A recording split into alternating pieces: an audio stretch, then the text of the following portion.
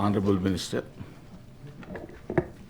అధ్యక్ష, ఏ ప్రశ్నకు 8వ తారీఖు 9వ నెల 2022వ తేదీ నుండి ఈ పథకం అమలులో ఉంది?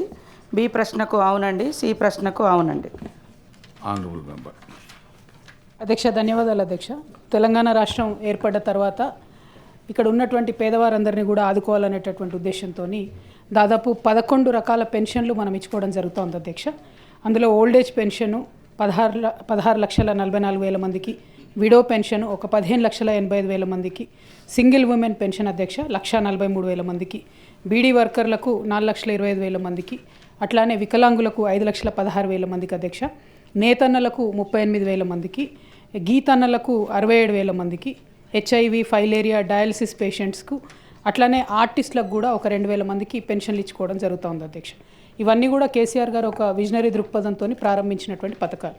ఇవన్నీ కూడా దాదాపుగా ఒక వికలాంగులకు 4,000, ఆర్టిస్టులకు 3,000 కాకుండా మిగతా వారందరూ కూడా 2,000 రూపాయల పెన్షను కేసీఆర్ గారు ఉన్నప్పుడు తెలంగాణ రాష్ట్రం ఏర్పడిన తర్వాత ప్రారంభించుకున్నాం అధ్యక్ష. మొదలు 75,000 రూపాయలు పర్ మంత్ ఉన్నటువంటి పెన్షన్ను కాంగ్రెస్ ప్రభుత్వం వచ్చాక 200 నెలకిస్తే కేసీఆర్ గారు 2,000 ఇవ్వడం ప్రారంభించారు అధ్యక్ష.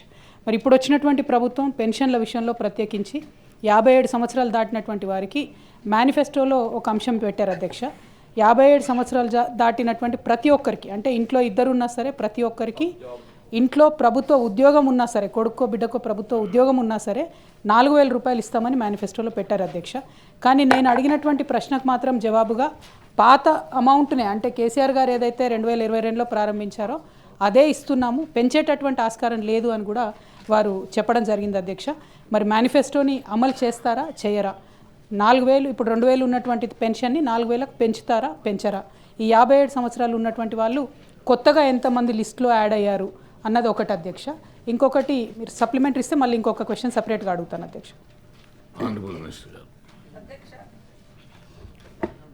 క్వశ్చన్ వచ్చేసి 57 ఏండ్ల పైబడిన వ్యక్తులకు వృద్ధాప్య పెన్షన్ పథకం ఎప్పటిలోగా అమలు చేస్తారు అని అంటే ఆల్రెడీ అమల్లో ఉంది, అది కంటిన్యూ చేస్తున్నామని చెప్పినాం అధ్యక్ష. అందుకోసం నియమ నిబంధనలు రూపొందించారంటే అవి యాజ్ ఇట్ ఈజ్గా ఉన్నాయి, కంటిన్యూ చేస్తున్నాం. ఇంకా కొన్ని కొత్త వాటి కోసం చేస్తున్నాం అధ్యక్ష. ఇందులో అయితే మేము డైవర్ట్ చేయలే, వాళ్ళు అదనంగా ఎప్పుడు పెంచుతారు అనే క్వశ్చన్ ఇలా రాలే కాబట్టి మేము దానికే మరి పరిమితమై ఆన్సర్ ఇవ్వడం జరిగింది అధ్యక్ష. పెన్షన్ అనేది ఒక నిరంతర ప్రక్రియలాగా మరి అంటే ఆయా వర్గాలకు గతం నుంచి కూడా అది 15 రూపాయలు అనుకుంటా స్టార్ట్ అయింది పెన్షన్. అప్పటి నుంచి మరి మొదలై ఈరోజు 2,016 రూపాయల వరకు పెరిగిన ధరలు, జీవన ప్రమాణాలు ఇవన్నింటిని దృష్టిలో పెట్టుకొని పెంచుకుంటూ వస్తున్నారు అధ్యక్ష. అదేవిధంగా మా మేనిఫెస్టోలో పెట్టిన విధంగా కూడా మేము తప్పకుండా పెంచుతాం.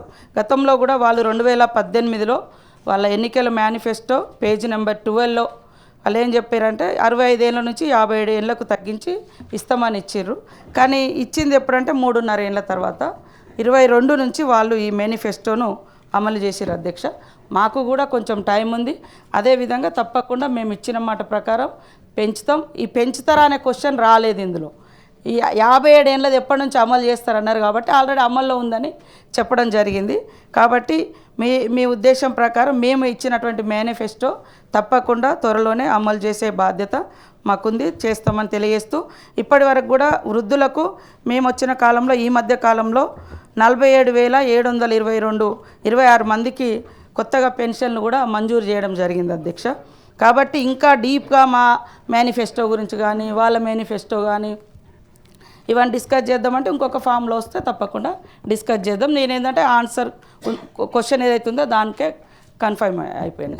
సప్లిమెంటరీ అధ్యక్ష, మంత్రి గారు స్పిరిట్ ఆఫ్ ద క్వశ్చన్ అర్థం చేసుకుంటారేమో అనుకున్నా అధ్యక్ష. అందులో 57 సంవత్సరాలు స్పెసిఫిక్ మేనిఫెస్టో ప్రామిస్ ఏంటంటే 57 సంవత్సరాలు ఇంట్లో ఇద్దరు ఉంటే ఇద్దరికి ఇస్తాం, ప్రభుత్వ ఉద్యోగం ఉన్న పిల్లలు ఉన్నా కూడా ఇస్తాం అనేటటువంటిది స్పెసిఫిక్ ఇది అధ్యక్ష. అందుకనే 57 సంవత్సరాలు వచ్చిన వాళ్ళని ఎంతమందిని యాడ్ చేశారు అన్నటువంటిది ఒక క్వశ్చన్. అది కాకుండా మామూలుగా ఇది కన్సర్న్తో చెప్తున్నటువంటి విషయం అధ్యక్ష. గ్రామాల్లో విడోస్ ఎవరైతే భర్త చనిపోయినటువంటి వాళ్ళు ఎవరైతే ఉంటారో వారిని ఇమీడియట్గా అప్డేట్ చేయడం అన్నది జరుగుతలేదు అధ్యక్ష.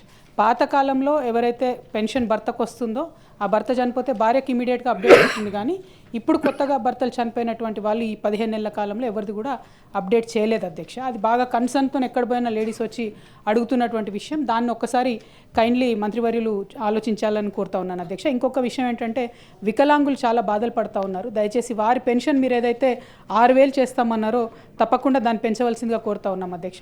ఇప్పుడు మంత్రివర్యులు చెప్పినటువంటి 45,000 కొత్తగా యాడ్ అయింది.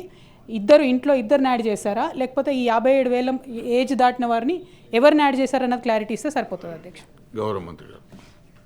ఓల్డ్ ఏజ్ ఉన్నటువంటి వాళ్ళు కొద్దిగా దీనమైనటువంటి పరిస్థితిలో కొన్ని అప్లికేషన్స్ వచ్చినప్పుడు విచక్షణగా తీసుకొని మా సిఓ గారు ఎక్కడికక్కడ వచ్చినటువంటి ప్రజావాణిలో వచ్చినటువంటి ఆ జిల్లా కలెక్టర్స్ నుంచి వచ్చినటువంటి ఓల్డ్ ఏజ్ వాళ్ళకే తర్వాత అంటే కొంతమంది విడోస్ అంటే వృద్ధులలో వితంతులు వాళ్ళది ఎక్కువ యాడ్ చేయడం జరిగింది అధ్యక్ష.